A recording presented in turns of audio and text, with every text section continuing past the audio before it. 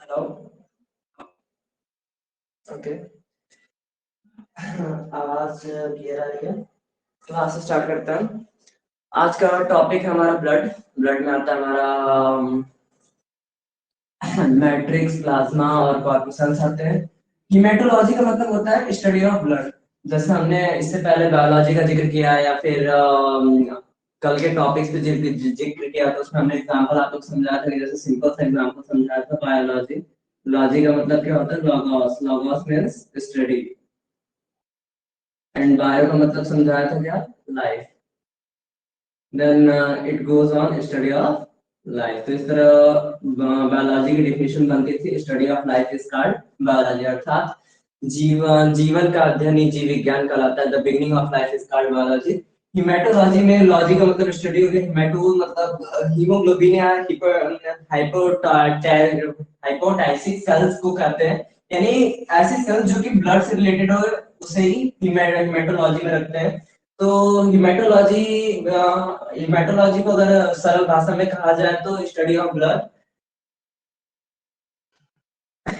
और अब अगर ब्लड के टाइप पढ़े, ब्लड एक टॉपिक का इंट्रोडक्शन दे दें तो ब्लड एक कॉमन सा टॉपिक है जो कि नॉर्मली हर एग्जाम पूछता है। ब्लड की जो डिटेल देंगे, जैसे अगर हम आज हम डब्ल्यूबीसी के एक टाइप के बारे में पढ़ेंगे और उनके वर्क्स पढ़ेंगे, प्लेटलेट्स के करेक्ट फॉर्मेशन के बारे में पढ़ेंगे, उनके वर्क्स पढ़ेंगे, तो वो सब थोड़ा सा डीप हो जाएगा, वो सब थोड़ा सा अंदर चल जाएगा। तो वो सब सिर्फ बायोलॉजी के नीट एग्जाम से या फिर कोई मेडिकल एग्जाम्स में ही पूछता है, एनएम जेएनएम जैसे एंट्रेंस एग्जाम्स में ही पूछता है। बाकी जो नॉर्मली बताएंगे ब्लड के बारे में, तो ब्लड 3 टाइप के होते हैं, आरबीसी, डब्ल्यूबीसी, प्लेटलेट्स, या फिर ब्लड के बारे में और जितने भी टॉपिक्स हैं वो सब जनरल होते हैं, वो सब हर जगह पूछते हैं।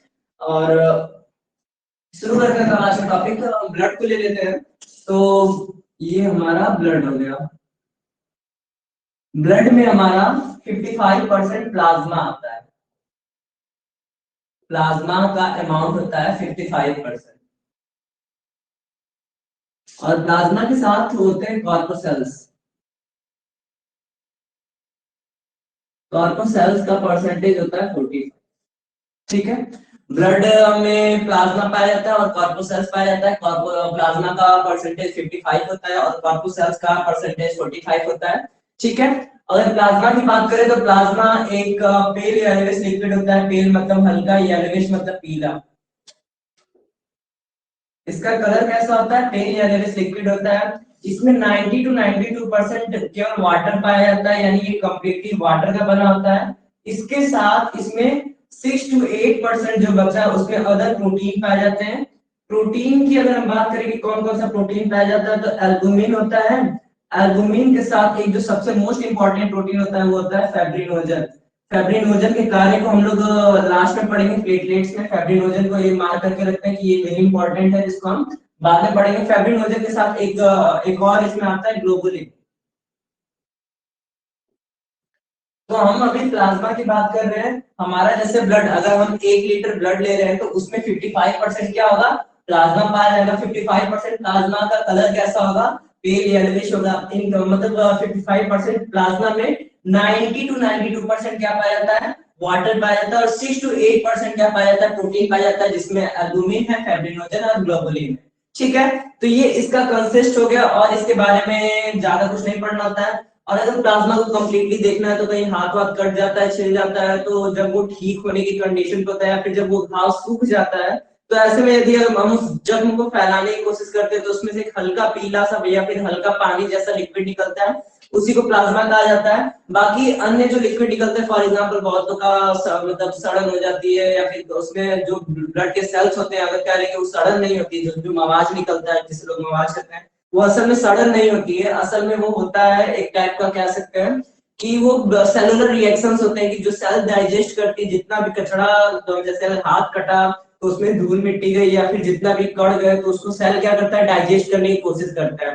तो सेल उसको डाइजेस्ट करने की कोशिश करता है, तो अगर कंप्लीटली वो डाइजेस्ट नहीं हो पाते हैं तो वहां पर उस सेल को ही डाइजेस्ट मतलब सेल को ही डिस्ट्रॉय करने लगते हैं। जहां 1 2 3 4 5 6 सेल्स डिस्ट्रॉय होने लगते हैं, वहां वो लिक्विड में चेंज होने लगता है और वही हमारा मवाज बन जाता है। तो अलग चीज है और ये प्लाज्मा अलग चीज है। ठीक है, तो प्लाज्मा के बारे में इतना ही होता है। अगर इसके बाद अगर हम कॉर्पोसेल्स की बात करें तो कॉर्पोसेल्स में हमारा आता है आरबीसीज, डब्ल्यूबीसीज और प्लेटलेट्स।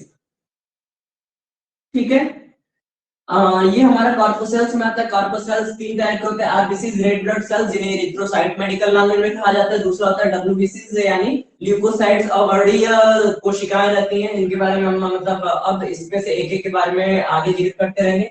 इसमें से कोई इंपॉर्टेंट टॉपिक आप लोग का छूट रहा है तो आप पूछ सकते हैं या फिर बाद में पूछ लीजिएगा, कमेंट कर दीजिएगा। और आगे हम चलते हैं, अपनी स्टडी को लेकर चलते हैं, वेट करने में कोई मतलब है नहीं।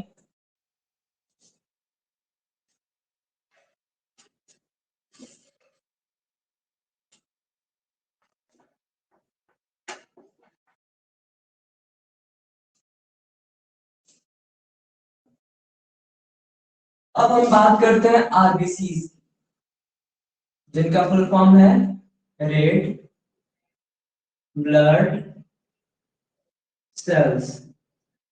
ठीक है, आरबीसीज का फुल फॉर्म है रेड ब्लड सेल्स। इन्हें मेडिकल लैंग्वेज में इरिथ्रोसाइट्स कहा जाता है। Erythrocytes,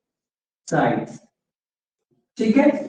RBCs red blood cells होते हैं, इन्हें मेडिकल लैंग्वेज में एरिथ्रोसाइट्स कहा जाता है। फॉर एग्जांपल, अगर आप किसी भी तरह से मेडिकल सर्टिफिकेट जिसमें ब्लड टेस्ट हुआ रहता है उसमें देखते हैं तो उसमें आपको कहीं भी आरबीसी या रेड ब्लड सेल्स लिखा हुआ नहीं मिलेगा, वहां पर आपको एरिथ्रोसाइट्स मिला होगा। इसकी स्पेलिंग मतलब वेरीज होती है, अलग अलग जगह किसी किसी रिपोर्ट में ई से लिखा रहता है, किसी किसी रिपोर्ट में आई से लिखा रहता है, सो इट डजंट मैटर। ठीक है, इसके बारे में पढ़ते हैं। तो इसकी संख्या की बात करें, इसका जो की पॉइंट है, एक एक की पॉइंट लिखते चलिएगा। सारे की पॉइंट इंपॉर्टेंट है, एसएससी यूपीएससी नीट या फिर जनरल नॉर्मल एग्जाम्स में सारे क्वेश्चंस पूछने वाले हैं।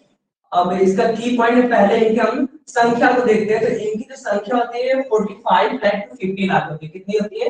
45 लाख, 45 टू 50 लाख। और मेजरमेंट यानी इसकी यूनिट किस में नापा जाता है? एमएम क्यूब में माना जाता है। एमएम क्यूब मतलब इनका एक क्यूबिक सेंटीमीटर चलता है कि इतना आयतन घेरते हैं।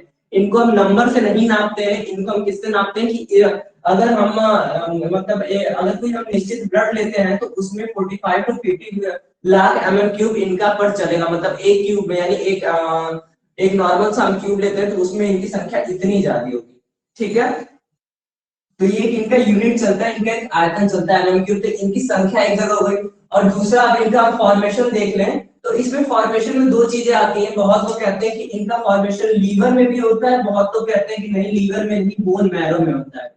ठीक है, इसमें मतलब ये दोनों बातें चलती रहती है कि इनका फॉर्मेशन होता कहाँ है। इनका फॉर्मेशन लीवर में भी होता है, बोन मैरो में भी होता है, हम कह रहे हैं कि दोनों में होता है, बट इसमें एम्ब्रियो स्टेज में होता है। एम्ब्रियो स्टेज मतलब जब बच्चा माँ के गर्भ के अंदर है या फिर जब बच्चा भ्रूण अवस्था में है, तो आरबीसी कहाँ बनती है, लीवर में बनती है। बट बोन मैरो में कब बनती है, एडल्ट एज में। एडल्ट एज मतलब जब हम लोग व्यस्त हो जाते हैं, जब हम लोग मतलब हम लोग का जन्म हो चुका रहता है, हम लोग बड़े हो जाते हैं, व्यस्त हो जाते हैं, हमारे बोन्स कंप्लीटली वर्क करते हैं, स्ट्रांग रहते हैं, उसके अंदर बोन मैरो यानी अस्थि मज्जा यानी जो हल्का मतलब कत्थई कलर का गाढ़ा सा लिक्विड भरा रहता है हड्डियों के अंदर, वो फॉर्म हो चुका रहता है। तो हमारा जो आरबीसी है वो बोन मैरो के अंदर बनता है, और वैसे नॉर्मली ये लीवर के एम्ब्रियो के अंदर बनता है। तो इस चीज को थोड़ा सा नोटिस कर लेते हैं कि इसमें थोड़ा सा एक्सेप्शन चलता रहता है, तो वो एक्सेप्शन को हम थोड़ा सा दूर कर लेते हैं। अब इसमें एक और पॉइंट याद रखें, तो इसमें न्यूक्लियस एब्सेंट होता है। न्यूक्लियस एब्सेंट का मतलब है कि इसमें केंद्रक नहीं पाए जाते हैं। ये केंद्रक विहीन कोशिका होती है, केंद्रक विहीन कोशिका के साथ साथ इन्हें कैरियर सेल्स भी कहा जाता है। कैरियर सेल्स का मतलब ये है कि ये ढोने वाली कोशिकाएं। ढोने वाली कोशिकाएं का मतलब क्या है कि इनका काम होता है ऑक्सीजन ढोना, प्रोटीन ढोना, विटामिन ढोना, या फिर शरीर के जितना मतलब शरीर में जो भी ब्लड सर्कुलेट हो रहा है, पूरे शरीर में जो भी ब्लड चल रहा है, ऊपर जा रहा है, नीचे आ रहा है, या फिर जहां कहीं से भी ब्लड आ रहा है जा रहा है, तो उसमें ये कैरियर का काम करते हैं। कैरियर का मतलब ये एक जगह से दूसरी जगह सामान को पहुंचाने का काम करते हैं। तो अब कह सकते हैं मालगाड़ी में, अगर कोई मालगाड़ी है तो उसमें कुर्सी लगाने का, लैट्रिन बाथरूम बनाने का, फिर जो भी है कुछ बनाने का कोई मतलब नहीं रहेगा, तो इसलिए उसको पूरा डब्बे को खाली रखा जाता है। इसलिए इसमें न्यूक्लियस एब्सेंट रहता है और अदर चीजें एब्सेंट रहती है। ये सिर्फ और सिर्फ कैरियर का काम करता है। ठीक है, अब इसके लाइफ स्पैन की बात कर ले कि इसका जीवन काल कितना होता है, तो ये इसका जो जीवन काल है वो 20 से 120 दिन का लगभग होता है। कितना जीवन काल होता है, 20 से 120 दिन का लगभग होता है। लाइफ स्पैन इसका होता है, जीवन काल होता है, इसके बाद ये मर जाते हैं। नॉर्मली मैक्सिमम 120 दिन माना गया, और ज्यादातर बुकों में 120 दिन लिखा हुआ मिलता भी है। तो ये इसका लाइफ स्पैन है। और इसके बारे में कुछ जाने तो इसमें एक रेड पिगमेंट पाया जाता है। Red pigment, red pigment, pigment का मतलब होता है लवक या फिर कलर के लिए कह सकते हैं। इसमें रेड पिगमेंट लाल लवक पाया जाता है। लाल लवक के रूप में क्या पाया जाता है, हीमोग्लोबिन पाया जाता है। हीमोग्लोबिन ना डब्ल्यूबीसी में होता है ना प्लेटलेट्स में होता है। हीमोग्लोबिन कंप्लीटली होता है तो किसमें होता है, आरबीसी में होता है। ठीक है, हीमोग्लोबिन की अगर मात्रा देख ले तो 100 ml, मतलब अगर हम 100 ml ब्लड लेते हैं तो 100 ml में माना जाता है कि 10 टू मतलब 10 नहीं लेंगे, 12 टू 16 ग्राम हीमोग्लोबिन पाया जाता है एक हेल्दी एडल्ट पर्सन में। हेल्दी एडल्ट पर्सन में हम मैन में 60 ले सकते हैं और वुमेन में 12 ले सकते हैं। क्यों, क्योंकि वुमेन में 1 लीटर कम ब्लड रहता है देन द मैन। एक और मतलब एक फीमेल है तो उसमें 1 लीटर ब्लड कम पाया जाता है देन द मेल। अगर एक फीमेल, अगर हमारे अंदर 5 लीटर ब्लड है तो किसी फीमेल के अंदर 4 लीटर ब्लड होगा। तो ये कॉमन सी बात है। ठीक है, 100 ml मतलब पर 100 ml ब्लड में 12 टू 16 ग्राम हीमोग्लोबिन पाया जाता है। 12 कब लेंगे फीमेल के लिए, 16 कब लेंगे मेल के लिए। ठीक है, ये हेल्दी पर्सन का मतलब हीमोग्लोबिन का जो वो स्टोरेज है, कह सकते हैं, या फिर मात्रक माना जाता है इसको। और अगर इसकी बात करें तो इनका ग्रेवयार्ड बच रहा है।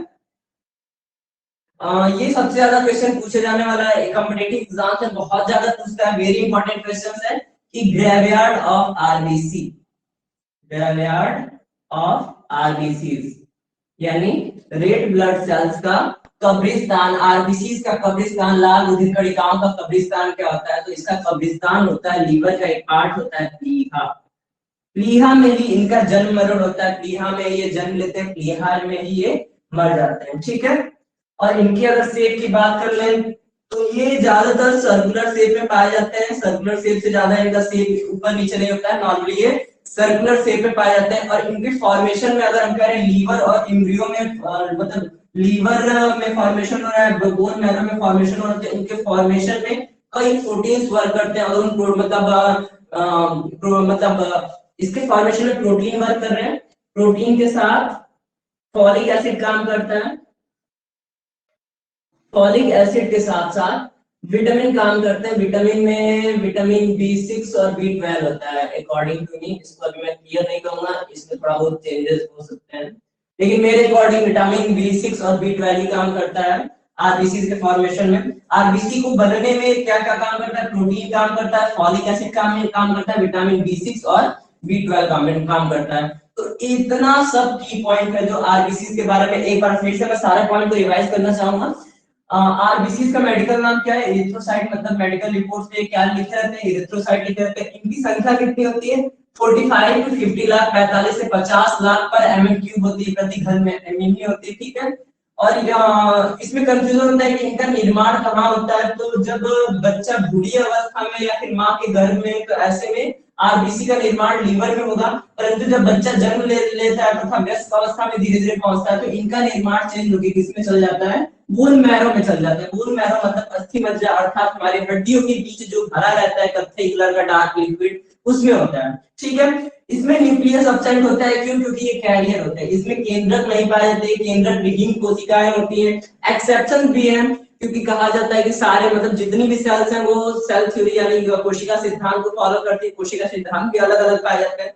तो इसमें एक यही पॉइंट है, यानी ये जो न्यूक्लियस एब्सेंट का पॉइंट है, यही उसको एक्सेप्शन बना देता है कि कोशिका सिद्धांत को कंप्लीटली फॉलो नहीं करता है, इसके अंदर न्यूक्लियस एब्सेंट होता है। बस यही एक दिक्कत होती है, ठीक है। और ये कैरियर है। कैरियर मतलब ये ढोने का काम करते हैं प्रोटीन, विटामिन और हमारे शरीर में ऑक्सीजन और CO2 को इधर से उधर कैरी करने का काम करते हैं, ठीक है। लाइफ स्पैन की बात कर ले तो इनका लाइफ स्पैन कितना दिया हुआ है? 20 से 120 दिन का दिया हुआ है। इनको क्या कहा जाता है? रेड पिगमेंट कहा जाता है। रेड पिगमेंट क्यों कहा जाता है? क्योंकि इसके अंदर हीमोग्लोबिन पाया जाता है जो कि इसको रेड बनाता है। देखिए अब दोबारा रिवाइज करने में एक पॉइंट याद आ गया जो कि छूट रहा था।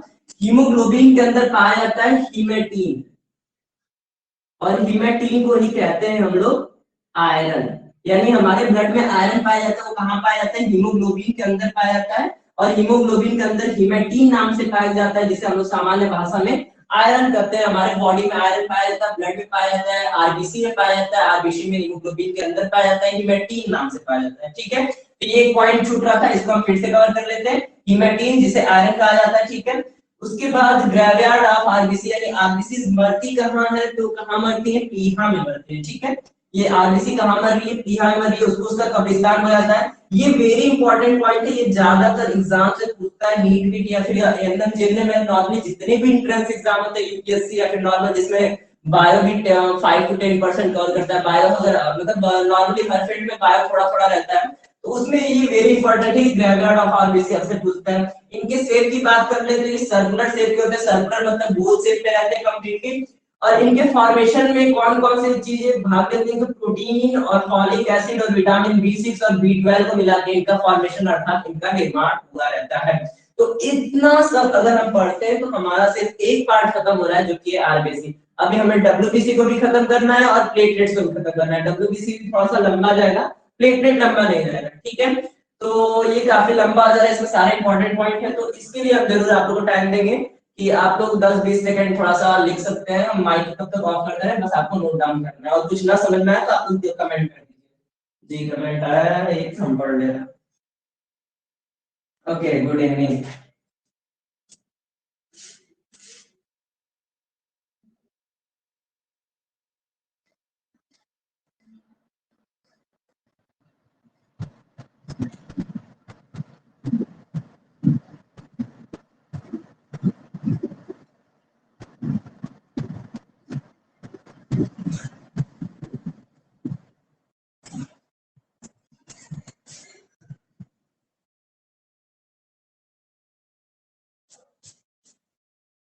ओके, ग्रेवयार्ड नहीं समझ में आया क्या है कैसे, लेकिन हमारा वीडियो, ओके सॉरी, वीडियो गलती से रुक गया था। आवाज आ रही है ना? हेलो, ओके, आवाज आ रही है। तो ग्रेवयार्ड नहीं समझ में आ रहा, तो ग्रेवयार्ड मतलब कब्रिस्तान बोला जाता है। आरबीसी को मतलब आरबीसी का कब्रिस्तान बोला जाता है प्लीहा को। इसका मतलब ये है कि मतलब आरबीसी पूरे बॉडी में चलती है, तो इसका लाइफ स्पैन क्या है? 20 से 120 दिन का है। ये कब तक जिंदा रहती है? 20 से 120 दिन तक जिंदा रहती है। उसके बाद ये डेड करती है, मरती है। तो कहाँ मरती है? प्लीहा में मरती है। तो सारी आरबीसी प्लीहा में मरती है, तो इसीलिए इसको एक वर्ड दिया गया है कि आरबीसी का कब्रिस्तान किसे कहा जाता है, जहां आरबीसी सारी मर के मतलब पच जाती है या फिर खत्म हो जाती है, कंप्लीटली मतलब बर्न हो जाती है, तो ग्रेवयार्ड ऑफ आरबीसी प्लीहा को कहा जाता है। ठीक है, और किसी का कोई क्वेश्चन है तो कमेंट कर दे अभी।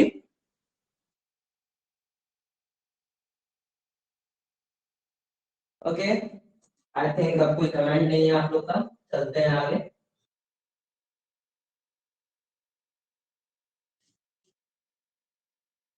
कहीं पर रेड ब्लड कॉर्पसेल्स भी होता है, तो आपका क्वेश्चन जो है हमें क्लियर नहीं हो रहा है पवन जी। आप अपने क्वेश्चन को सही से व्हाट्सएप पे टाइप कर दीजिएगा, तो सॉल्व कर देंगे कि आप पूछना क्या चाहते हैं। अभी आपका क्वेश्चन क्लियर नहीं हो रहा है कि आप क्या कहना चाह रहे हैं।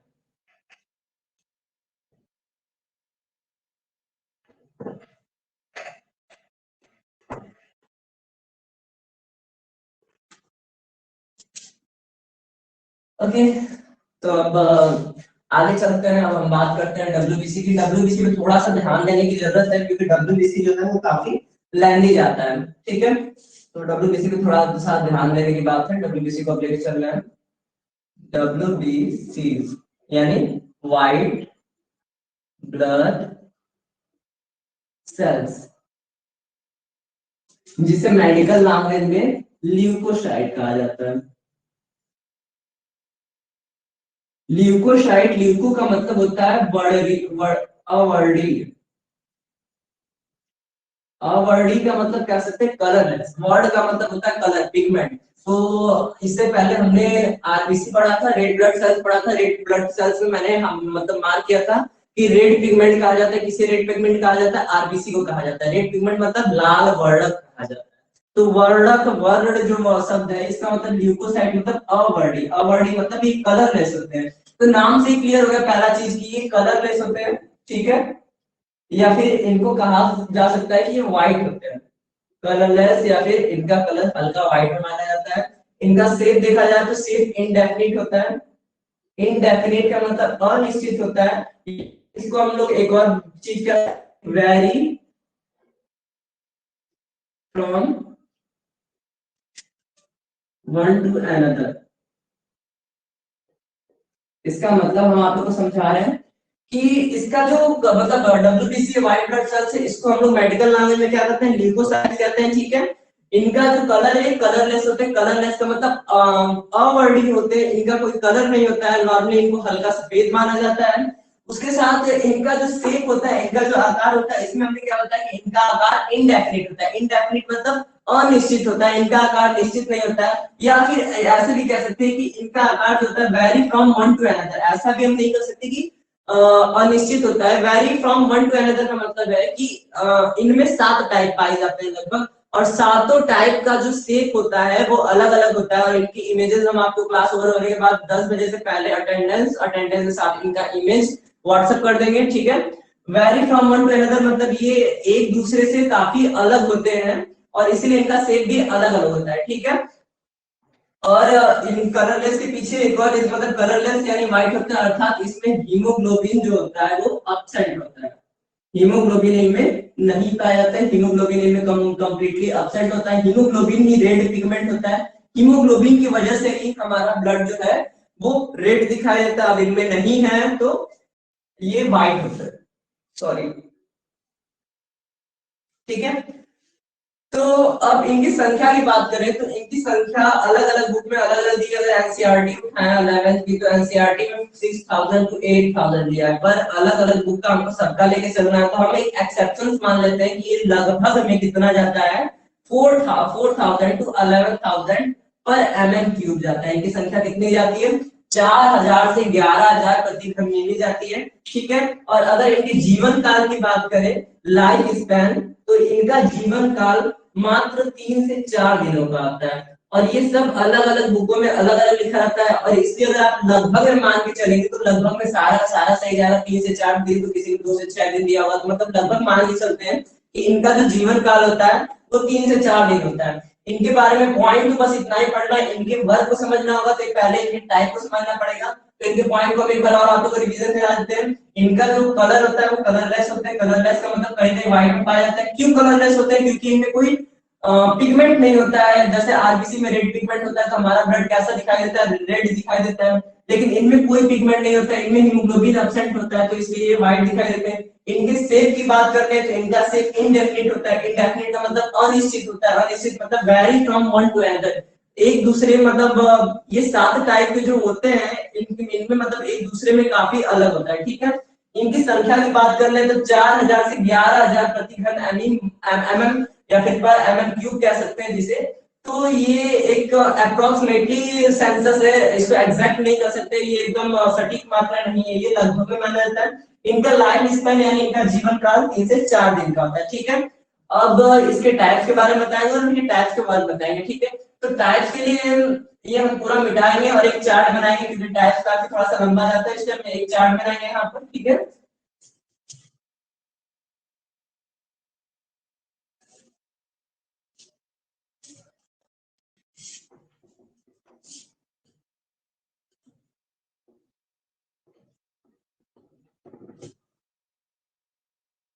डब्ल्यूबीसी जो होता है वो 2 टाइप में बटा रहता है।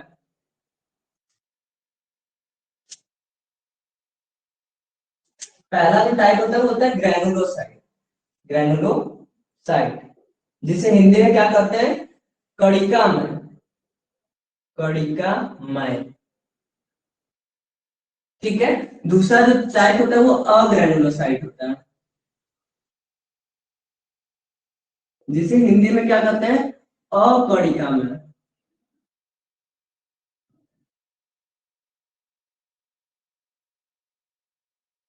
या फिर आप लोग इसको कहीं कहीं अकड़ कोशिका लिखा हुआ भी पढ़ सकते हैं।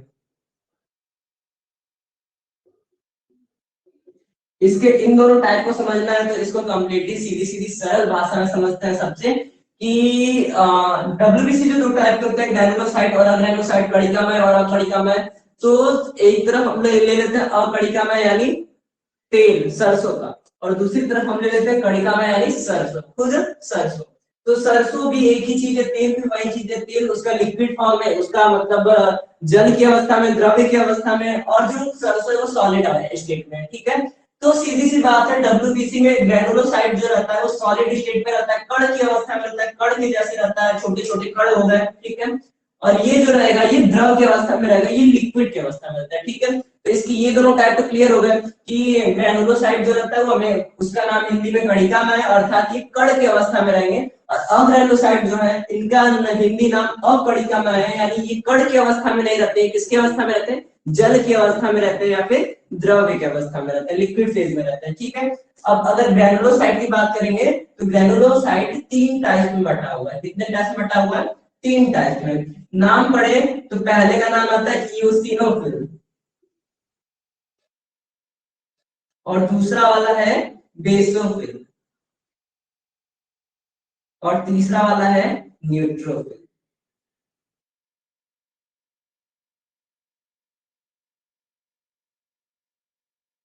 ग्रैनुलोसाइट 3 पार्ट में बटे हैं। नाम इओसिनोफिल, ठीक है। नाम तो थोड़ा सा हम क्लियर और लिख देते हैं, हालांकि आप लोग को क्लियर दिखता नहीं है, काफी कंप्लेन है आप लोग की, इसको जल्दी से जल्दी हम देखेंगे दूर करेंगे। इओसिनो, ठीक है। Eosinophil, basophil and neutrophil. अकणिकामय की बात करें तो अकणिकामय 2 टाइप का होता है, साइट और लिम्फोसाइट। ये जो दोनों टाइप है ये अग्रैनुलोसाइट के हैं, और ये जो तीनों टाइप है ये ग्रैनुलोसाइट के हैं, ठीक है। अगर इनके अमाउंट की बात कर लें तो ये ब्लड में लगभग 2 से 3% तक पाए जाते हैं। इओसिनोफिल ब्लड में लगभग 2 से 3% तक पाए जाते हैं। इसको मान के चला जाता है ये 0.5 से 1% होता है, तो हम नॉर्मली 1% लिख देते हैं कि ये लगभग 1% तक रहता है। और अगर इसकी बात करें यानी न्यूट्रोफिल की बात करें, न्यूट्रोफिल बॉडी में सबसे ज्यादा मतलब डब्ल्यूबीसी में सबसे ज्यादा होता है, 60 टू 65% होता है, ठीक है। इनके अमाउंट याद करना काफी इंपॉर्टेंट है। इओसिनोफिल का अमाउंट 2 टू 3% होता है, बेसोफिल का अमाउंट 1% होता है, न्यूट्रोफिल का अमाउंट 60 टू 65% होता है, ठीक है। और अगर इसके बाद मोनोसाइट और लिम्फोसाइट की बात करें तो मोनोसाइट जो रहता है, मोनोसाइट का परसेंटेज 6 टू 8% रहता है, और लिम्फोसाइट का परसेंट 20 टू 25% रहता है। ठीक है, ये इनका अमाउंट है, ये चार्ट है। और इस चार्ट से ज्यादा अगर हमें कुछ इसमें एक्स्ट्रा ऐड करना है तो हम यही ऐड करेंगे। जो लिम्फोसाइट है वो दो टाइप का होता है, एक बी लिम्फोसाइट होता है, एक बी लिम्फोसाइट होता है, और दूसरा वाला टी लिम्फोसाइट होता है। इनके वर्ग को अभी हम लिखा है, इन सबके वर्ग को बताएंगे, एक एक के वर्ग को बताएंगे अच्छे से कि सबका क्या क्या काम होता है। ठीक है, एक बार और इनके टाइप रिवाइज कर दे रहे ताकि आप लोगों को कुछ भी कंफ्यूजन ना हो। व्हाइट ब्लड सेल्स जो होते हैं वो पहले दो टाइप में बटे हुए, ग्रैनुलोसाइट मतलब कण की अवस्था में, यानी ये कण की अवस्था में रहेंगे। इनको नॉर्मली देखा जा सकता है, ये कण जैसे रहते हैं नॉर्मली, मतलब नेक डाई से नहीं देख सकते हैं, ब्लड में रहता है, माइक्रोस्कोपिक है, सूक्ष्म दर्शन मतलब सूक्ष्म कण है, तो इसे हम लोग सूक्ष्मदर्शी से ही देख सकते हैं, माइक्रोस्कोप से ही देख सकते हैं। और इनका जो रियल शेप होता है माइक्रोस्कोप में जैसा दिखता है वो भी सारी इमेजेस है, वो भी सब हम आपको पीडीएफ बना के 10 बजे से पहले भेजने की कोशिश करेंगे। ग्रैनुलोसाइट जो है वो तीन टाइप में बटा हुआ है, इओसिनोफिल, बेसोफिल, न्यूट्रोफिल। इओसिनोफिल की परसेंटेज कितना है, 2 से 3% है। बेसोफिल की परसेंटेज कितना है, 1% है। न्यूट्रोफिल की परसेंटेज कितना है, 60 से 65% है। अग्रैनुलोसाइट दो टाइप में बटा हुआ है, मोनोसाइट और लिम्फोसाइट। मोनोसाइट की परसेंटेज कितना है, 6 to 8%। लिम्फोसाइट की परसेंटेज कितना है, 20 to 25%। लिम्फोसाइट को दो टाइप में बांटा गया है, बी लिम्फोसाइट, टी लिम्फोसाइट। तो इतना में हमारा डब्ल्यूबीसी खत्म होता है टाइप से। अब हम इनके क्या करेंगे, टाइप्स के भी मतलब वर्ग पढ़ेंगे इसके बाद। तो आप लोग को हम 10 से 15 सेकंड या 20 सेकंड का टाइम दे रहे हैं, आप लोग को जो भी क्वेश्चन है कर लीजिए, कमेंट कर दीजिए, और उसके साथ इसमें से जो भी नोट डाउन में नहीं समझ में आ रहा है वो पूछ लीजिए।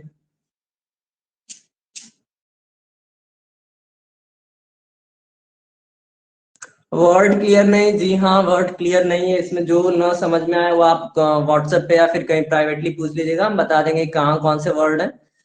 और किसी का कोई क्वेश्चन है, कमेंट कर दीजिए।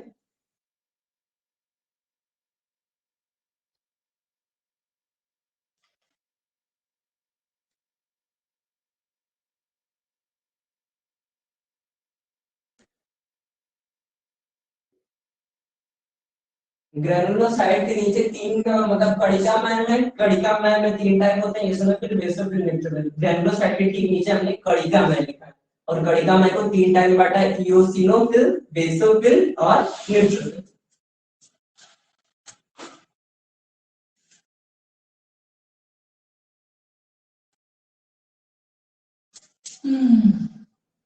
ओके, अब मिटाते हैं, अब इनके एक एक पार्ट का वर्क बताते हुए चलते हैं।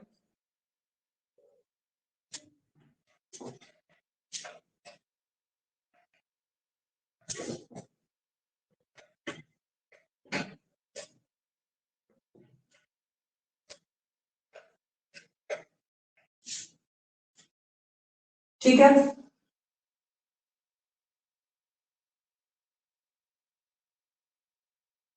उसके नीचे इओसिनोफिल, बेसोफिल, न्यूट्रोफिल था, तीन।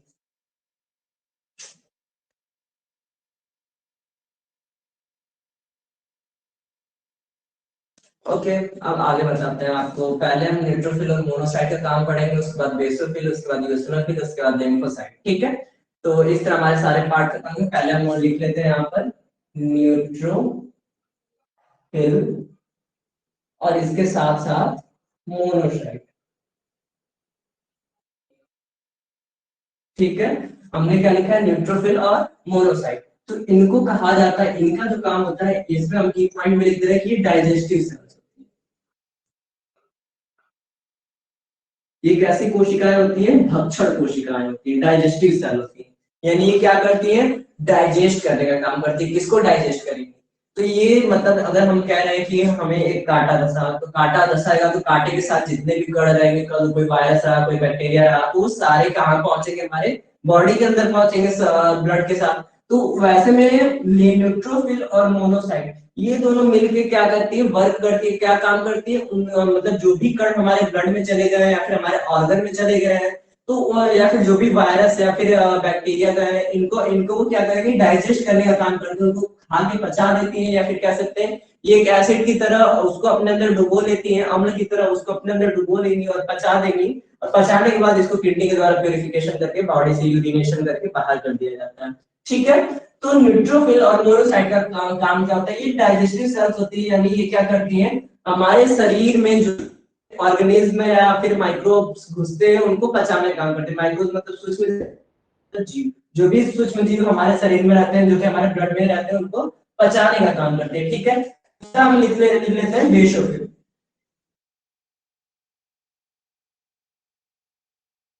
ठीक है, तो बेसोफिल क्या होता है, ये सेक्रेट करने का काम करता है हिस्टामिन, सीरोटोनिन और हिपैरिन। हिस्टामिन, सेरोटोनिन और इसके साथ एक स्ट्रॉन्ग एंटीकोगुलेशन होता है जिसका नाम है हिपैरिन, और ये थोड़ा सा इंपॉर्टेंट है, नाम पूछता रहता है। ठीक है, ये नाम, सॉरी, ये नाम थोड़ा सा पूछता रहता है कि हिपैरिन क्या होता है। तो हिपैरिन क्या है, स्ट्रॉन्ग एंटीकोगुलेशन लिक्विड है। स्ट्रॉन्ग एंटीकोगुलेशन, ये क्या होता है, एंटी मतलब कह सकते हैं, कोगुलेशन का मतलब होता है जमाना या फिर रक्त का थक्का जमना, और एंटी मतलब ये उस रक्त के थक्के के जमाव को रोकता है। ठीक है, बेसोफिल से तीन चीज सेक्रेट होती है, तीन चीज स्रावित होती है, एक हिस्टामिन है, एक सेरोटोनिन है और एक हिपैरिन है। हिपैरिन को हमने हाईलाइट किया है, ये क्या है, स्ट्रॉन्ग एंटीकोगुलेशन है। स्ट्रॉन्ग एंटीकोगुलेशन का मतलब क्या है, कोगुलेशन का मतलब होता है रक्त का थक्का जमना या फिर रक्त का थक्का जमाना। तो हमारे ब्लड में हिपैरिन पाया जाता है, इसलिए हमारी बॉडी के अंदर जो ब्लड है वो जमता नहीं है। और ब्लड मतलब अगर हम अपने बॉडी से ब्लड को निकाल देते हैं तो वो हिपैरिन यूज होता रहेगा, यूज होता रहेगा, और एक टाइम ऐसा आएगा, मतलब 2 से 3 बार, 3 मिनट बाद जब टेम्परेचर 35 डिग्री से एबो या फिर बिलो होगा, बॉडी से वो हिपैरिन निकल चुका रहेगा, ब्लड बाहर आ चुका रहेगा, तो 2 से 3 या फिर 5 मिनट बाद धीरे धीरे वो ब्लड जम जाएगा। ठीक है, तो हिपैरिन क्या होता है, एक स्ट्रॉन्ग एंटीकोगुलेशन, ये बॉडी के अंदर ब्लड को जमने नहीं देता है। उसके साथ एक और फैक्टर काम करता है, वो होता है टेम्परेचर, और उसके साथ कई और चीजें होती है। लोग कहते हैं कि बॉडी के बाहर ब्लड निकलते ही जम जाता है, बॉडी के अंदर क्यों नहीं जमता है, तो भाई एंटीकोगुलेशन पाया जाता है, मतलब ऐसी चीज पाई जाती है जो कि उसको जमने न दे। हिपैरिन का नाम दे रहे हैं, तो अगर आप कहीं ब्लड चेक करवाने जाते हैं, इसका एक एग्जांपल बता देते हैं, टाइम कितना है, 9:05, टाइम लगभग हो चुका है, हम 10 से 15 मिनट थोड़ा सा एक्स्ट्रा लेंगे आप लोग का। ठीक है, अगर हम लोग हिपैरिन की बात करते हैं, तो हिपैरिन अगर हम कहीं मतलब जाते हैं ब्लड ग्रुप चेक कराने, तो वो क्या करता है, ब्लड के साथ मतलब कुछ अच्छा खासा टेस्ट कराना है, कोई प्रॉब्लम है, बुखार उखार का कई दिनों से है, तो ब्लड निकालेगा, हमारा ब्लड निकालेगा तो काफी मतलब 2 ml 3 ml ब्लड निकालता है, वो लगभग 1 से 2 ml तो ब्लड निकालता ही है। अब उस ब्लड में वो क्या करेगा, वो अगर उसी तरह छोड़ा रहेगा कि 5 मिनट पे ये टेस्ट करना है, फिर 5 मिनट पे अगला टेस्ट करना है, फिर 5 मिनट पे अगला टेस्ट करना है, अगर वो ऐसे ही छोड़ देगा तो ब्लड तो जम जाएगा 5 मिनट में, वो अगला टेस्ट तो कर ही नहीं पाएगा कुछ। तो वो सब क्या करते हैं कि अगर हम लोग किसी भी डायग्नोस्टिक सेंटर पे जाते हैं, तो वहां पर उस पूरा ट्रे में ईडीटीए या फिर हिपैरिन सजा के रखते हैं, मतलब ट्रे में पूरा रखे रहते हैं, और किसी का भी ब्लड 2 ml निकाले तो उसमें तुरंत उसी वो फ्लास्क में डाल देते हैं जिसमें ईडीटीए मिक्स हो या फिर हिपैरिन मिक्स हो, तो उनके साथ जब ब्लड मिक्स हो जाता है तो ब्लड उसी का उसी तरह पड़ा रहता है। और यही लिक्विड्स यानी ईडीटीए जो होता है और उसके साथ जो हिपैरिन होता है, इन्हीं लिक्विड्स को ब्लड बैंक वाले यूज करते हैं एज एंटीकोगुलेशन, कि अगर हम अपना ब्लड डोनेट कर रहे हैं तो उसको एक बॉटल में भर के रखेंगे, बॉटल में भी ब्लड जम जाना चाहिए, लेकिन उसमें हिपैरिन या फिर ईडीटीए मिला देते हैं, जिसकी वजह से उनको कई कई टाइम तक उनको स्टोर कर रखते हैं। उसके साथ उसका स्टोरेज का टेम्परेचर भी काफी लो रखते हैं, जिसकी वजह से वो सारे सेल्स एक्टिव रहते हैं, वर्किंग में रहते हैं, जियो ही वो किसी और की बॉडी में इंजेक्ट किए जाते हैं, वो वर्क में आ जाते हैं। ठीक है, ये रीजन रहता है। और इसके बाद हम बात करते हैं इयोसिनोफिल की। इयोसिनोफिल,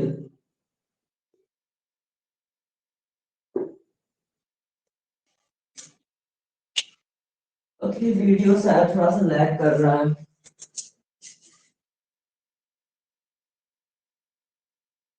फिलहाल में सही हो गया है, वीडियो थोड़ा सा लैग कर रहा था। इयोसिनोफिल की बात करें तो इस इयोसिनोफिल का काम होता है, ये हमें वायरल इन्फेक्शन से बचाता है, संक्रमण से बचाता है, किसी मतलब किसी भी टाइप के, और इसके साथ साथ ये एलर्जिक रिएक्शन से बचाता है। इयोसिनोफिल का दो काम है, ये हमें संक्रमण से बचाव करता है, संक्रमण के साथ साथ ये एलर्जिक रिएक्शन से बचाव करता है, यानी हमें एलर्जी होती है या फिर किसी भी प्रकार का हमें संक्रमण मतलब संक्रामक रोग होता है, संक्रमण किसी रोग का होता है, तो उनसे हमें बचाने का काम करता है कौन, यूजोफिल। न्यूट्रोफिल मतलब जो डब्ल्यूबीसी के जितने भी टाइप्स हैं, डब्ल्यूबीसी के सारे टाइप्स का यही वर्क होता है कि ये क्या करते हैं, हमारे इस बॉडी को प्रोटेक्शन देते हैं, हम मतलब बाहरी चीजों से, वो किसी भी रूप में प्रोटेक्शन देंगे, मतलब सब सारे टाइप का अलग अलग काम है। डाइजेस्टिव सेल्स होती है, हार्मफुल सब्सटेंस को डाइजेस्ट करने का काम करती है। एक बेसोफिल रहता है, तो ये ब्लड को जमने या फिर ब्लड में कुछ और एक्स्ट्रा मिक्स नहीं होने देता है। यूसोफिल होता है, तो ये हमें संक्रमण से बचाव करता है, उसके साथ एलर्जिक रिएक्शन से भी बचाव करता है, एलर्जिक रिएक्शन से बचाव करने का काम करता है। ठीक है, क्लास 9, 15, 20 तक जा सकती है। सॉरी आपका टाइम थोड़ा सा ज्यादा लेंगे क्योंकि टॉपिक काफी लंबा जाने वाला है। ठीक है, और अगर देखा जाए तो हमारा न्यूट्रोफिल, बेसोफिल, इओसिनोफिल यानी ये ग्रैनुलोसाइट खत्म हुआ, उसके साथ मोनोसाइट बचा रह गया हमारा लिम्फोसाइट। ठीक है, लिम्फोसाइट बचा रह गया। तो लिम्फोसाइट जो होता है इसका मतलब इसमें पहले दो टाइप होते हैं, एक बी लिम्फोसाइट होता है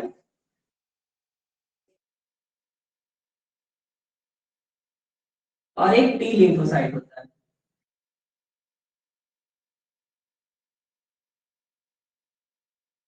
ठीक है, बी और टी लिम्फोसाइट इसमें दो टाइप आते हैं। ये कंप्लीटली इसका एक ही वर्क होता है, हमारे इम्यून सिस्टम को कंट्रोल करना। अब इसके बारे में अगर हम डिटेल में पढ़ाएंगे कि बी लिम्फोसाइट का क्या काम होता है, टी लिम्फोसाइट का क्या काम होता है, तो ये टॉपिक बहुत ही ज्यादा डीप चलता जाएगा और बहुत ज्यादा हार्ड भी हो जाएगा। और अगर आप लोगों को मतलब जनरली बता दें कि बी लिम्फोसाइट, टी लिम्फोसाइट का क्या काम होता है, तो ये सब हमें डिजीजेस से लड़ने में हमें इम्यूनिटी प्रदान करते हैं, प्रतिरक्षा प्रदान करते हैं। इम्यूनिटी में फिर ये मतलब जो बी है वो शायद एक्टिव इम्यूनिटी देती है और जो टी है पैसिव इम्यूनिटी। टी जो है एड्स जैसे एचआईवी जैसे रोगों में भी वर्क करती है। तो ये सब जो है एक तरह से हमें प्रतिरक्षा तंत्र, अर्थात ये हमारे अंदर रोगों से लड़ने की क्षमता है। जो लिम्फोसाइट है वो क्या है, रोगों से लड़ने की क्षमता है, जो कि किसमें आ रहा है, एक बी लिम्फोसाइट में आ रहा है और एक टी लिम्फोसाइट में आ रहा है। इसके दो टाइप होते हैं। तो इतना सब अगर हम पढ़ लेते हैं तो इसके बाद हमारा क्या मतलब हमारा ब्लड जो होता है, ब्लड का डब्ल्यूबीसी पार्ट वो खत्म हो जाता है। इसके बाद हमारा एक पार्ट बच रहा है क्या, प्लेटलेट्स।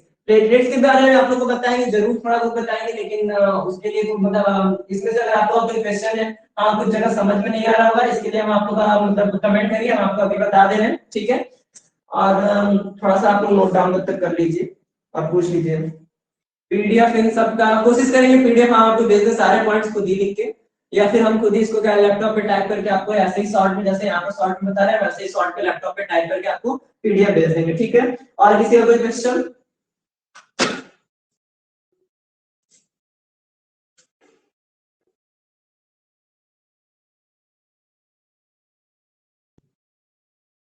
लिम्फोसाइट का मतलब ये इम्यून सिस्टम को कंट्रोल करता है, या फिर आप लोगों ने सुना होगा कोरोना टाइम में कंप्लीट इम्यूनिटी। इम्यूनिटी मतलब प्रतिरक्षा तंत्र। कोरोना टाइम में लोग क्या कर रहे थे, गिलोय का चाय बना के पी रहे थे, या फिर पैरासीटामोल खा रहे थे, या फिर नॉर्मल कुछ ऐसे स्ट्रॉन्ग एंटीबायोटिक्स खा रहे थे जो कि उनके इम्यूनिटी को बढ़ाए। इम्यूनिटी मतलब रोगों से लड़ने की क्षमता को बढ़ाए, इम्यून सिस्टम को बढ़ाए। तो अगर बी और मतलब लिम्फोसाइट का काम जानेंगे कि कंप्लीटली इम्यूनिटी का कंट्रोल करता है। ठीक है, और किसी कोई क्वेश्चन?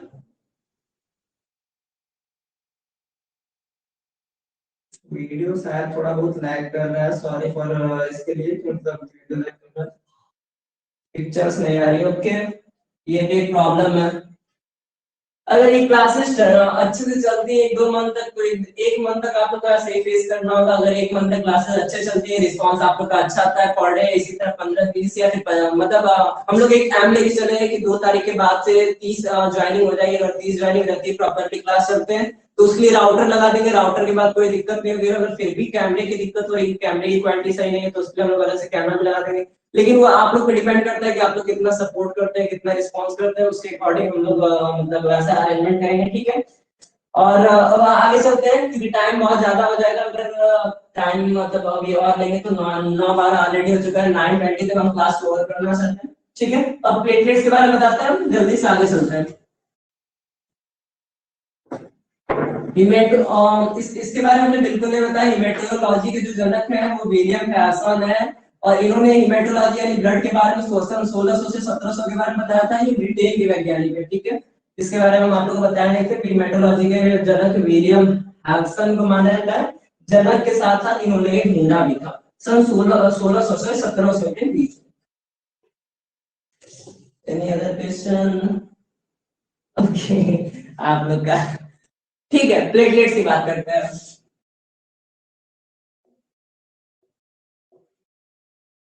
प्लेटलेट्स का मेडिकल नाम थ्रोम्बोसाइट्स।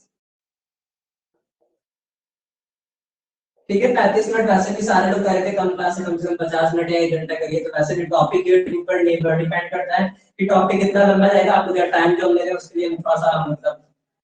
ठीक है चलते हैं इसको जल्दी से खत्म करते हैं। देखिए थ्रोम्बोसाइट से निकलता है, thrombocyte releases thrombin, releases thrombin,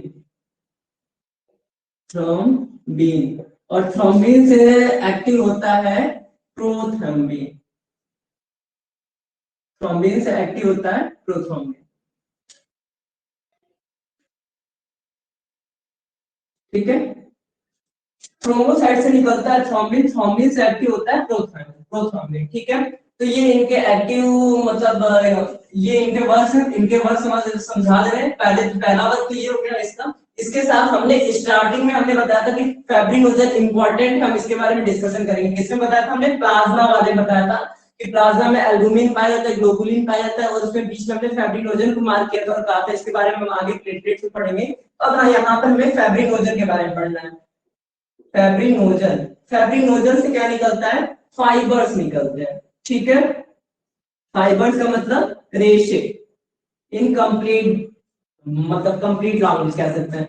prothrombin active होता है, प्रोथ्रोम्बिन और फैब्रिनोजन, या फिर हम लोग सीधी सीधी बात करते हैं थ्रोम्बिन और फैब्रिनोजन मिलकर प्रोथ्रोम्बिन और फाइबर्स को एक्टिव करते हैं। और अब जब हम इन दोनों को जोड़ते हैं तो हमारा एंटी कोगुलेशन काम करता है। इन फिगर अगर क्लियर भाषा में समझाए तो ये हमारा हाथ का पतला सा कट बन गया।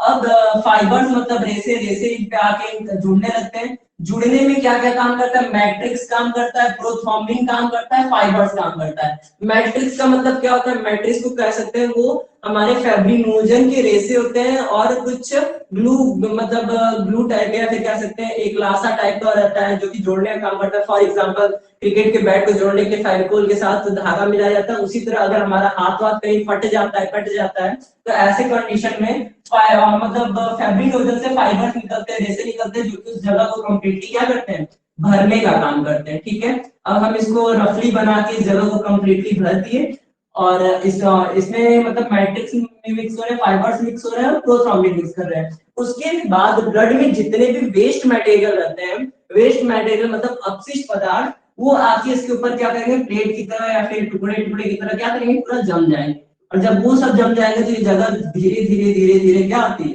कंप्लीटली भर जाती है। और जब ये जगह भर जाती है तो जो कटा हुआ है वो कंप्लीटली सही हो जाता है। और अगर इसको हम लोग हल्का से फैला देंगे तो वापस इसमें से ब्लड आने लगता है। तो कैसे प्लेटलेट्स का मेन जो काम रहता है वो कोगुलेशन ऑफ ब्लड होता है। कोगुलेशन ऑफ ब्लड का मतलब होता है रक्त का थक्का जमाना। तो इसका जो मेन वर्क होता है वो यही होता है। ठीक है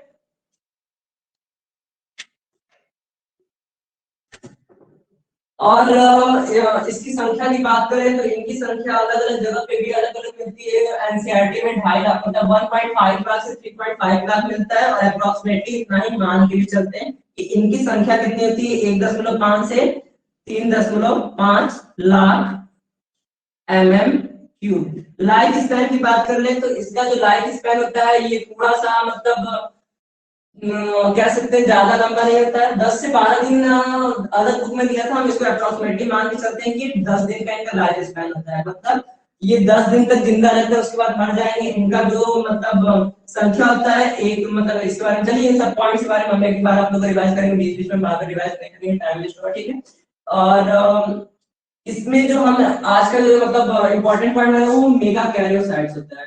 मेगा कैरियो साइट्स, ये इंपॉर्टेंट पॉइंट है मेगा कैरियोसाइट्स। ये नाम लगभग सारे ही लोग पहली बार सुन रहे होंगे कि मेगा कैरियोसाइट्स क्या होता होगा। तो मेगा कैरियोसाइट्स एक हिमेपोइटिक सेल्स होते हैं। हिमेपोइटिक मतलब ये आरबीसीज मतलब ये हिमा मतलब ये हमारे ब्लड से रिलेटेड होता है। ठीक है हिमेपोइटिक सेल्स होते हैं मेगा कैरियोसाइट्स, यानी एक आरबीसी वाले सेल्स होते हैं। इनका काम सिंपल सा होता है प्लेटलेट्स के फॉर्मेशन में वर्क करना। प्लेटलेट्स के फॉर्मेशन में हमने बहुत सुना है कि नहीं मतलब बोन मैरो या में जो भी बोन मैरो के टूट फूट में होता है, फिर बोन मैरो में जब आरबीसी बन रहे होते हैं तो उन्हीं के टूट फूट में बनता है। बट आज क्लियर कर देना चाहते हैं कि जो बोन मैरो में मेगा कैरियोसाइट्स पाए जाते हैं, जो कि आरबीसी यानी हीमोपोइटिक सेल्स होते हैं, आरबीसी फॉर्मेशन में वर्क करते हैं। कौन सी सेल्स, मेगा कैरियोसाइट सेल्स। ठीक है बोन मैरो में जो मेगा कैरियोसाइट सेल्स रहते हैं, ये जब आरबीसी का फॉर्मेशन कर रहे होते हैं तो इनके विखंडन से ही, इनके टूटने से ही प्लेटलेट्स का फॉर्मेशन होता है। ठीक है, इस चीज को आप लोग एक बार और फिर से क्लियर कर लीजिएगा कि मेगा कैरियोसाइट्स जो कि आरबीसी को बना रहे होते हैं, इनके टूट फूट में ही या फिर इनके विखंडन में ही, इनके अलग होने में ही प्लेटलेट्स का फॉर्मेशन होता है। तो मेगा कैरियोसाइट जो है वो प्लेटलेट के फॉर्मेशन में वर्क करते हैं। ये एक पॉइंट है और एक ये पॉइंट है। ठीक है, बाकी इसमें और पॉइंट नहीं है। इतना पढ़ने के बाद हमारा प्लेटलेट भी कंप्लीटली खत्म होता है। इसके बाद हम आप लोग को आगे हम और कुछ नहीं बताने वाले हैं क्योंकि टाइम काफी ओवर हो गया, 9:18 हो गया। ठीक है, इसमें आप लोगों को कुछ नहीं समझ में आ रहा है तो हम एक बार स्पीड से सारा कुछ रिवाइज कर दे रहे हैं। उसके बाद फिर आप लोग जो क्वेश्चन है आप लोग काइंडली पूछ लीजिएगा। प्लेटलेट्स मेडिकल नाम थ्रोम्बोसाइट्स, थ्रोम्बोसाइट से निकलता है थ्रोम्बिन और थ्रोम्बिन करता है एक्टिव प्रोथ्रोम्बिन को, या फिर कहीं कहीं निकलता है थ्रोम्बिन और फैब्रिनोजन मिल के ब्लड को जमाते हैं, एज अ एंटीकोगुलेशन वर्क करते हैं। ठीक है, या फिर अब इनकी अब इन्हीं को थोड़ा सा और आगे लेके चले तो फैब्रिनोजन से निकलता है फाइबर और थ्रोम्बिन से रिलीज होता है प्रोथ्रोम्बिन। फाइबर मतलब रेसे और प्रोथ्रोम्बिन मतलब एक ब्लू टाइप का लिक्विड, या फिर ये एक तरह से रिएक्टर एक्टिव, मतलब ये एक एक्टिवर होता है कि अगर कहीं हाथ करता है तो ये एक्टिव करके फैब्रिनोजन के साथ साथ वो एक जगह जमाने का काम करता है। और फाइबर्स के साथ मैट्रिक्स होता है। मैट्रिक्स मतलब एक तरह का द्रव्य रहता है जो इसके साथ जमता रहता है। ठीक है, इनके ऊपर फिर वेस्ट ब्लड सेल्स या फिर कह सकते हैं थ्रोम्बोसाइट्स यानी जो प्लेटलेट्स होती है वो आगे जम जाती है, जिससे ब्लड रुक जाता है। इनका जो मेन काम है वो क्या है, रक्त का थक्का जमाना। इनका जो संख्या है वो कितनी है, 1.5 से 3.5 लाख पर mm3। और इनका जो लाइफ स्पैन है यानी जो जीवन काल है वो 10 दिन का है। इनके फॉर्मेशन मतलब इनका निर्माण कैसे होता है, तो मेगा कैरियोसाइट सेल्स होती हैं जो कि मतलब हीमोपोटिक सेल्स होती हैं। हीमोपोटिक सेल्स मतलब ये आरबीसी का निर्माण कर रही होती है, लेकिन आरबीसी के निर्माण में यदि इनका विखंडन होता है तो क्या बन जाता है, प्लेटलेट बन जाता है। ठीक है, तो इस तरह प्लेटलेट की संपूर्ण कहानी खत्म होती है और ब्लड की संपूर्ण कहानी खत्म होती है। इसके आगे अगर हमको कुछ पढ़ना होगा तो हमें पढ़ना होगा ब्लड ग्रुप। ब्लड ग्रुप के जनक कार्ल लैंड स्टीनर ने सन 1902 में ढूंढा था।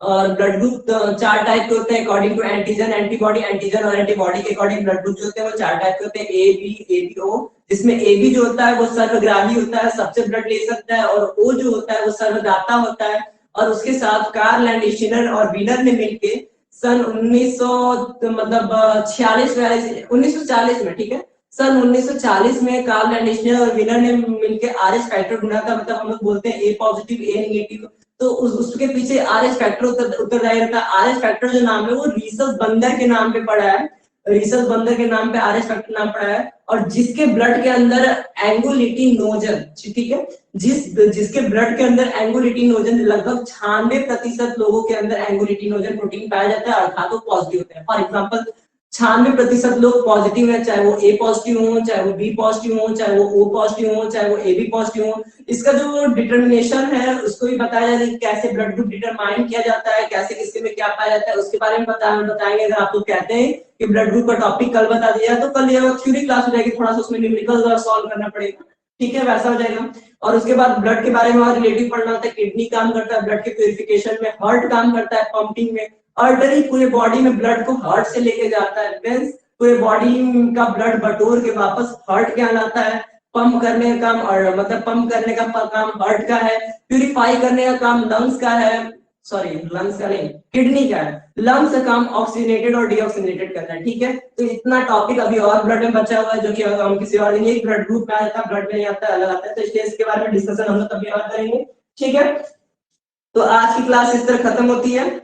बाकी आप लोगों को फिर से हम नोटिस देना चाहेंगे कि 2 तारीख से कंप्लीटली 12th की बायो क्लासेस चला जाएंगे। अगर इसके साथ आप लोगों को कुछ और पढ़ना है, कुछ कॉम्पिटिटिव एग्जाम्स के बारे में पढ़ना है, या फिर आप लोगों का कुछ बायो से रिलेटेड कोई और क्वेश्चन है, कोई और सिलेबस है, जैसे 2-3 लोगों ने कमेंट किया कि हमें जीएनएम के बारे में पढ़ना है, तो ठीक है, कोशिश करेंगे जीएनएम की भी क्लासेस चलाएंगे, जिसमें आप लोग का इंग्लिश सिलेबस हम कवर करेंगे, बायो सिलेबस हम कवर करेंगे और कंप्यूटर के सिलेबस, ये तीनों सब्जेक्ट हम पढ़ाएंगे। बाकी अगर आप लोगों को कोई और अदर सब्जेक्ट पढ़ना है तो उसके लिए आप लोग बैच बनाइएगा, 10 से 15 लोग को ढूंढिएगा, जिसमें हम मतलब अगर लेक्चर दें तो लेक्चर 2-3 लोग 4 लोग के बीच देने का कोई मतलब नहीं, तो ऐसा ढूंढिएगा। अगर आप लोग को मोटिवेशनल स्पीच चाहिए तो मोटिवेशनल लेक्चर भी हम काफी अच्छे से देते हैं। उसके लिए हमने डे फिक्स किया कि संडे के दिन कोई पढ़ाई वाला काम नहीं होगा, सिर्फ मोटिवेशन का काम होगा कि कैसे मोटिवेट किया जाए, तो मतलब कैसे खुद को अपने आप को प्रिपेयर करें, लाइफ के बारे में बात करेंगे, डेली रूटीन के बारे में बात करेंगे। तो ये सब मतलब प्लानिंग है आगे करने की, वो आप लोग की सपोर्ट के ऊपर है, आप लोग की संख्या के ऊपर है कि आप लोग कैसे उतना सपोर्ट करते हैं। अगर क्लास प्रॉपर्ली चलेगा तो इसमें लाइट की भी प्रॉब्लम सॉल्व की जाएगी, जो बीच में साइन करता है, ये लगभग कल या फिर परसों से नहीं रहेगी, ठीक है। और कैमरे की क्वालिटी और जो वॉइस फंस रहा है उसकी भी क्वालिटी भी हम लोग क्लियर करेंगे। जितनी भी चीजें हैं, जितना हम सुधार सकते हैं उसमें हम पूरी कोशिश करेंगे कि आप लोगों को जितनी बेटर सुविधा मिले उतनी बेटर सुविधा हम दे सकें, ठीक है।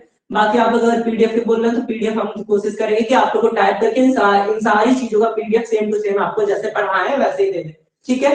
तो इसके साथ आज की क्लास ओवर होती है। Thank you. कमेंट जरूर करिएगा कि क्लास कैसी रही। आप लोग रिस्पॉन्स देंगे तो हमें समझ में आएगा कि हमें क्या बदलाव करना चाहिए और कैसी क्लास रही, ठीक है। Thank you, bye.